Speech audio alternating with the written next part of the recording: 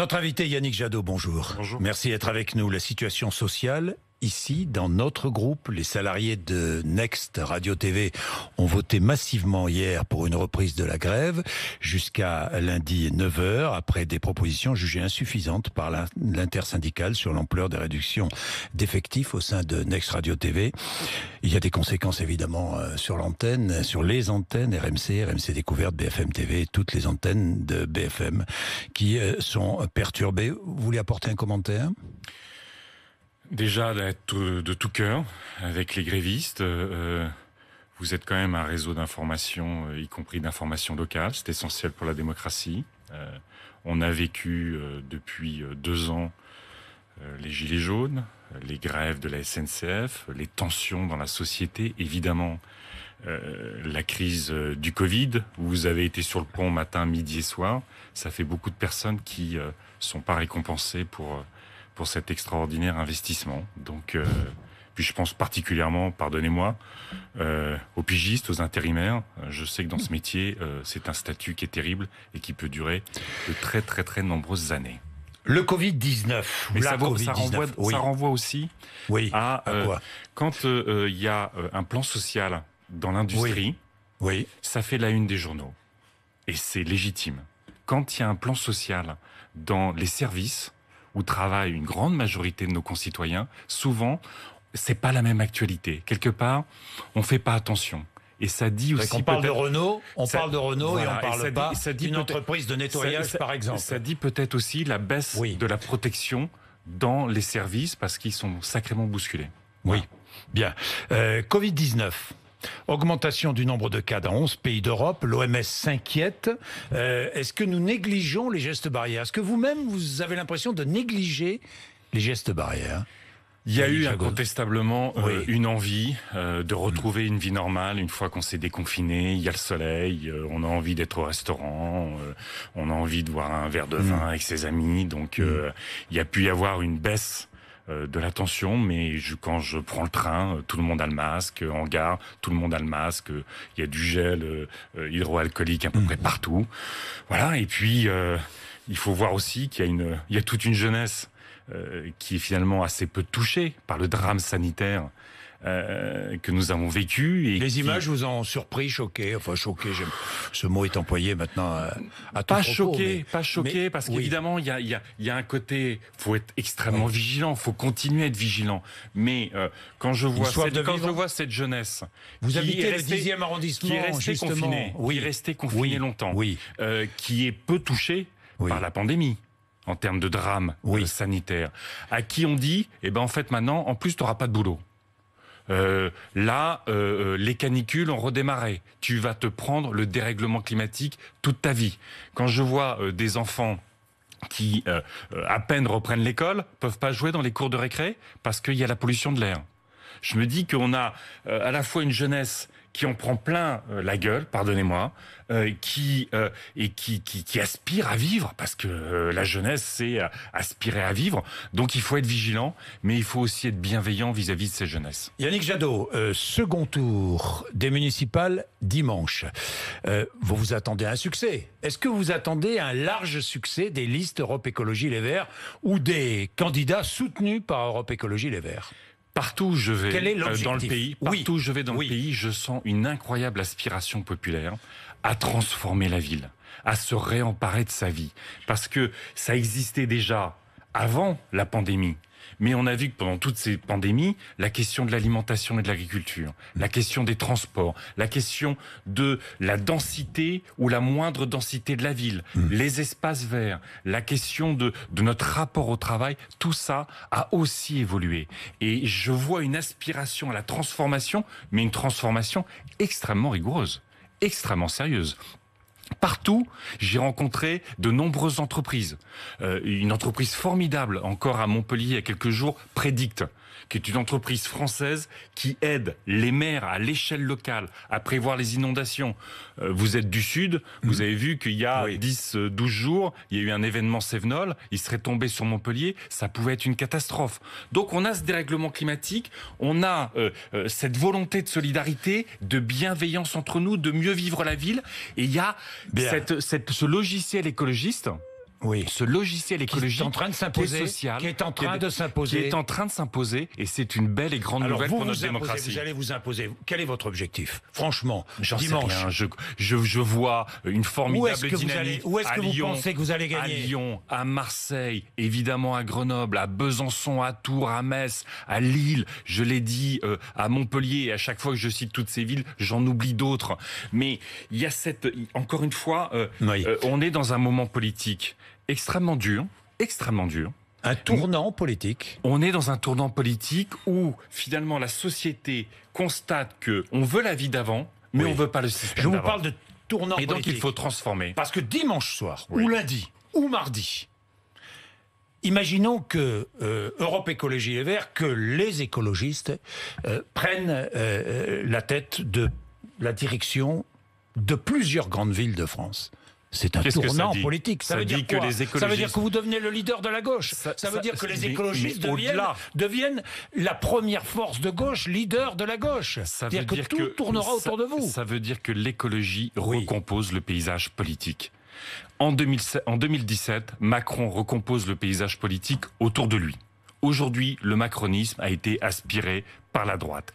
La bonne nouvelle démocratique, c'est qu'aujourd'hui, le paysage politique se recompose autour d'une espérance, autour d'un projet, autour de solutions concrètes pour les entreprises, pour les déplacements, pour l'alimentation, pour les services publics de proximité, pour la démocratie. Il y a aussi une aspiration dans les villes à renouveler les équipes. Mais ça veut dire qu'il y a une force du renouveau dans ce pays.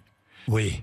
Parce que si dimanche, mais c'est un séisme à gauche. Bien sûr, mais pas simplement à gauche. Pour ce pays. Mais il faut que ce soit un séisme. Mais pas un séisme, parce que séisme, c'est négatif. Non, il faut que ce soit une mobilisation pour ce pays. Un bouillonnement. Imaginez Paris, Lyon, Marseille, Montpellier, Toulouse, Nantes, Rennes. C'est pas que les écologistes qui tirent, mais tous et toutes le font autour de l'écologie. Et moi, ces forces du renouveau qui se rassemblent dans ce beau projet pour conquérir le pouvoir, pas pour l'occuper, pour l'exercer, pas pour l'accaparer, pour le rendre aux citoyens. Bien sûr. Ce serait un vrai tournant politique. Ça serait un magnifique tournant politique. C'est-à-dire que plus rien ne se fera, à gauche et même au-delà, sans vous. Vous serez au cœur, le pivot de tout espoir futur pour la présidentielle, par exemple. Plus rien ne se fera sans l'écologie, parce qu'on a les canicules, parce que quand j'étais à Montpellier, on en plaisantait presque tellement c'est dramatique. Il faisait très très chaud, et on se disait, notre référence, ça n'est plus Sahara, c'est la Sibérie. Vous vous rendez compte que dans le cercle polaire, il fait près de 40 degrés. Tout ça est aberrant, tout ça va percuter nos modes de vie. Et la bonne nouvelle, c'est que l'écologie arrivant au pouvoir crée de l'emploi. Elle dynamise le tissu économique. Je vais en parler. Elle booste toutes les PME et les artisans du territoire. C'est ça la bonne nouvelle. Que doit faire Emmanuel Macron mardi ? Il va prendre des décisions après la convention climat, la convention citoyenne. J'espère. On a des citoyens. C'est un mandat qui lui a été donné. C'est ce que dit Nicolas Hulot. Absolument, il a raison. Les citoyens lui ont donné un mandat. Il a parfaitement raison. On en discutait mandat ? On en discutait encore avec Nicolas hier. C'est extraordinaire. Vous avez des citoyens tirés au sort qui, pendant 9 mois, en plus de leurs activités, en plus de leur métier, se sont convertis à l'écologie. Ils l'ont fait en responsabilité. Et d'ailleurs, je trouve que le mépris affiché par certains responsables politiques sur ces citoyens qui ne seraient pas à leur place parce qu'ils s'occupent de ce qu'est leur vie et de celle de leurs enfants, je trouve ça indigne. Mais ces citoyens se sont convertis à l'écologie en 9 mois. Et ben moi, j'attends du président de la République, qui est en fonction depuis 3 ans, qu'il commence aussi à se convertir à l'écologie. Il ne l'est pas. Ah non. Bien. Vous savez, on arrive bien. Vous avez vu Bayer Monsanto qui va donner 10 milliards de dollars. 10 milliards de dollars pour les victimes du Roundup, du glyphosate. En novembre de cette année, on arrive à l'échéance fixée par le président de la République pour éliminer le glyphosate de notre agriculture. On a augmenté les quantités utilisées. D'un côté, un groupe qui compense, paye pour les cancers générés par le glyphosate. Et de l'autre, un président de la République qui ne tient pas ses promesses. Oui, il faut renouveler les équipes. Bien, Yannick Jadot, quand vous voyez les alliances, La République En Marche, LR, par exemple, à Lyon, mais pas qu'à Lyon, à Bordeaux ou à Strasbourg, vous dites quoi? Vous dites que c'est un combat contre l'écologie? Oui. On a eu... Qu'on est en train de créer un front anti-écologie? On a un front républicain contre le Front National, contre le Rassemblement National, même si à Perpignan, on voit quelques candidats En Marche qui ont rejoint Alliot, c'est dramatique. Et on a aujourd'hui un front du déclin contre le climat, qui ne cessent dans les discours, quand ils sont sur votre plateau, de dire oui, il faut des villes respirables, oui, il faut de la nature. Et en fait, quand il s'agit de passer aux actes, il ne se range pas du côté de la société en mouvement, il se range du côté des lobbies qui veulent nous engluer dans un vieux monde. Au Havre, vous voteriez pour qui? Vous voteriez pour le communiste Lecoq ou vous voteriez pour Édouard Philippe? Pour le communiste Lecoq. Même s'il est pro-nucléaire, même si... Je pense qu'il y a une aspiration à transformer cette ville, bien sûr. Même s'il est pro-nucléaire. Je vais revenir sur le nucléaire. Écoutez, moi, vous savez, mon combat sur le nucléaire, il est simple. Quand aujourd'hui, on met en danger EDF, on met en danger notre service public de l'électricité à cause du nucléaire. Vous savez que EDF a un projet de faire encore des EPR, ces prétendus nouveaux réacteurs qui nous coûtent 10 milliards de trop sur 10 ans de trop. Ils veulent en faire 2 autres en Grande-Bretagne. Vous vous rendez compte qu'on va vendre aux Britanniques, on prétend vendre aux Britanniques de l'électricité à 110 € le mégawattheure, sorti des réacteurs, quand l'éolien offshore, qui crée tellement d'emplois enfin, à Montoire, à Saint-Nazaire, dans beaucoup de villes françaises, ça sort à moitié prix du nucléaire. On a un potentiel extraordinaire. On a les meilleurs ingénieurs du monde en énergie. On a des boîtes partout qui ont le pied à l'étrier, qui peuvent engager des dizaines de milliers de salariés avec de la valeur ajoutée sur tous nos territoires.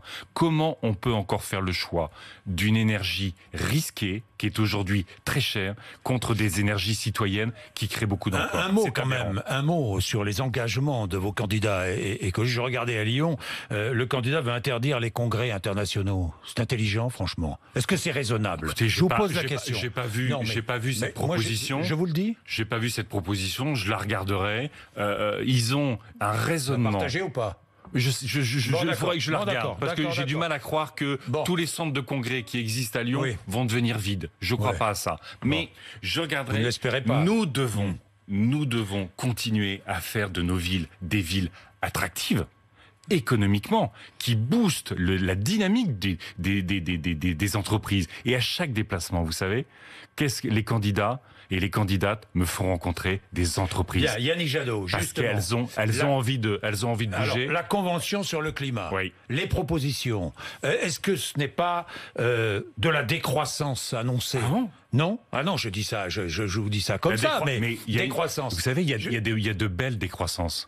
Moi, j'ai un combat, c'est la décroissance des inégalités dans notre pays. Ça mine notre pays. J'ai un combat, c'est la décroissance des maladies générées par la pollution, la décroissance du CO2. On a un grand projet européen potentiel, sortir notre économie du carbone. Ça booste, je l'ai dit 100 fois, quand je discute avec le patron de la CPME, Monsieur Asselin, donc la Confédération des PME, aujourd'hui on est presque sur le même discours. Il dit, il faut investir à l'échelle des territoires. Oui, il faut investir sur les secteurs riches en emplois. Oui, et regardez cette convention citoyenne qui est parfois moquée. Qu'est-ce qu'elle dit avec beaucoup de bon sens? Sur l'investissement, l'aide publique à la rénovation, elle doit se focaliser sur les plus vulnérables, aider tout le monde, mais se focaliser sur les plus vulnérables. Est-ce qu'il faut réduire la consommation?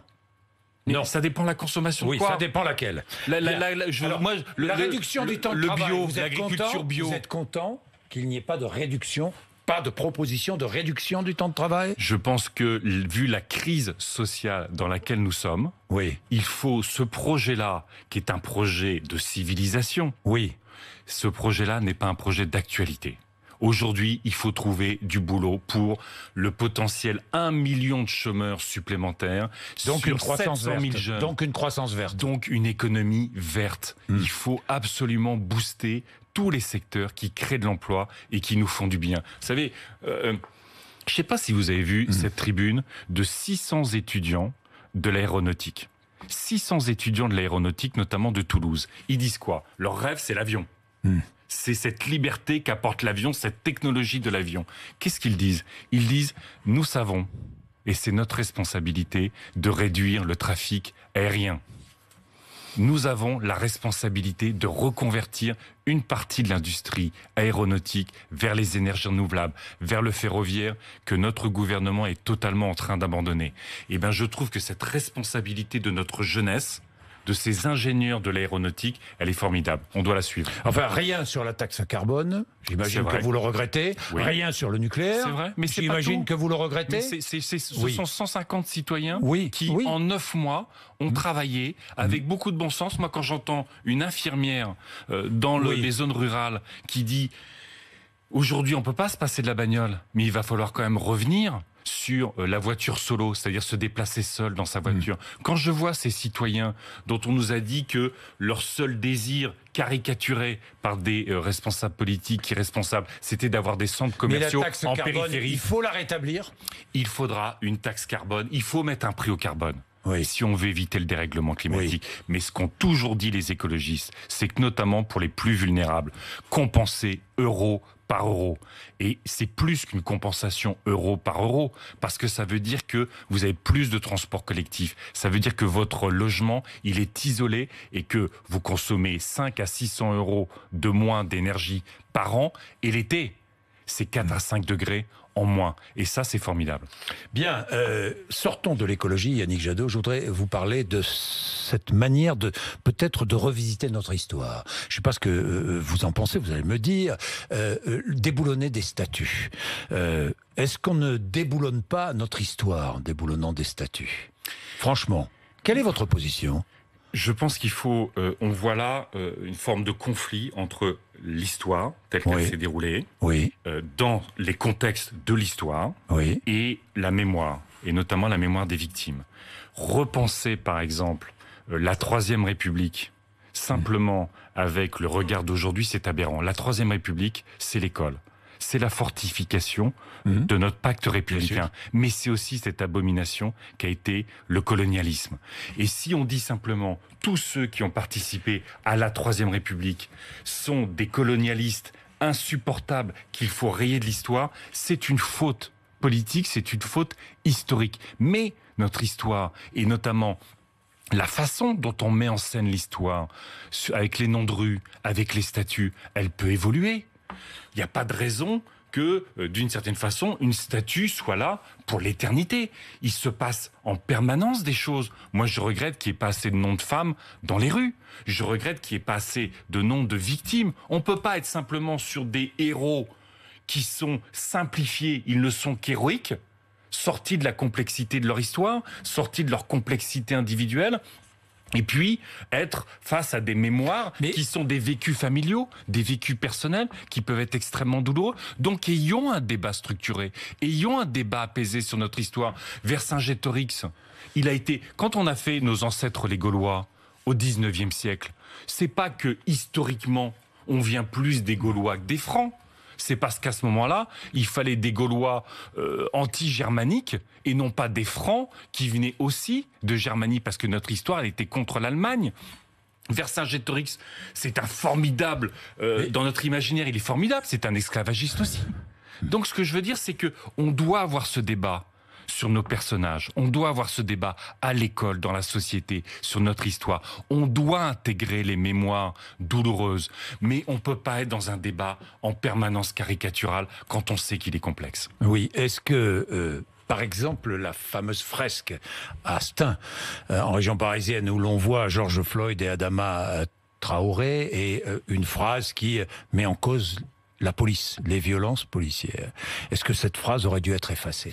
Franchement. Il y a de la violence policière. Il faut écouter notre jeunesse qui, je l'ai dit tout à l'heure, précarisée du point de vue scolaire, précarisés du point de vue social, discriminés parce que le nom, parce que l'ethnie, parce que la religion. Il faut entendre leur colère. Mais moi, je veux pas que notre pays, ça soit de la peur et de la colère et que ça finisse sur la division. Non, mais donc, personne ne veut ça. Personne ne veut ça. Oui, donc écoutons-le et agissons. Oui, mais avec une telle phrase, est-ce qu'on n'encourage pas agissons.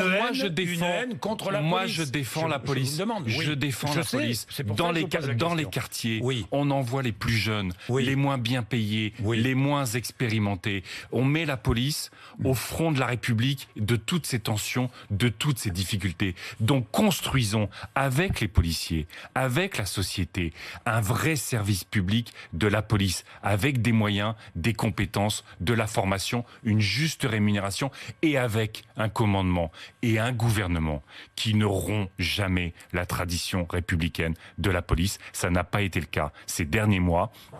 Travaillons. Moi, vous savez, quand je vois des policiers qui travaillent avec les jeunes, avec des magistrats, avec des élus, pour faire en sorte que dans certains quartiers, ça se passe bien, eh bien, je trouve ça formidable. C'est un exemple.